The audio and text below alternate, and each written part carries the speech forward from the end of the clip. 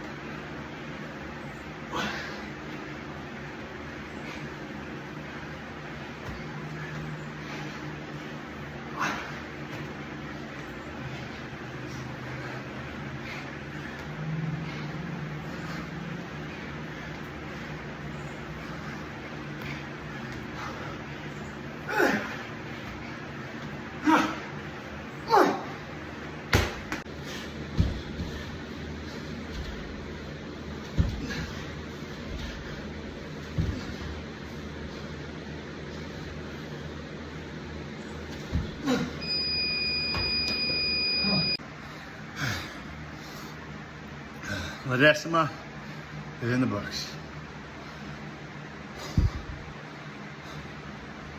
That was 3 movements that I'm not comfortable with at all. I couldn't do the parallel handstand push-ups. I even tried them with the dumbbell. I couldn't do one while I was trying to warm up. Something I need to work on more. But handstand push-ups alone are a challenge for me. I'm completely unable to lock my arms out. So if you see it looks like I was short stroking some of those reps. That's as far as my arm will lock out. You can see it right there. Like, that's as much as my arm locks out. Both of them are that way. I don't know why. They've always been that way. But, you know, I did the best I could on those. Toes to the rings, never done before. The first couple I just did mostly strict. Couldn't get in a rhythm. By the end, I was starting to get in a kipping rhythm, kind of like toes to bar, which felt good. Medicine ball cleans, that's probably the first time I've done medicine ball cleans in at least a year, maybe 2. I've maybe done medicine ball cleans twice in my life. All 3 movements I'm not super comfortable with. And I couldn't help but think, you know, officers like Detective Ledesma that go undercover, they're doing a lot of things they're not comfortable with. They have to make sure that they don't get comfortable in those positions, because that's when you can slip, and that's when you can be influenced by the negative things that you're trying to stop. Working undercover, you have to deal with a lot of vile things that you have to keep bottled up, knowing that you're dealing with all of it to eventually put the people behind bars that you're investigating. And I'm sure that's what Detective Ledesma was doing, was constantly being out of his comfort zone every day, dealing with people he didn't want to deal with, that made him feel filthy or evil. And then, you know, still trying to balance a good home life and go through that stress to hopefully put, you know, people behind bars that were trafficking drugs in his jurisdiction. And he gave his life doing that. He gave his life being in a very uncomfortable position, and he did it for the good of his community and for the safety of his family. So today we honor his memory. And Lord, I pray for the Chandler, Arizona Police Department, and Detective Ledesma's wife, Sherry, his sons, Luciano and Elijo, the rest of his family and friends. Lord God, I pray that you would just be with them as they mourn his loss today, as it's been 13 years since he gave his life. And Lord, I pray that you would just strengthen his family and the community and his police department to continue doing their job and striving to honor his memory in all they do. In Jesus' name I pray.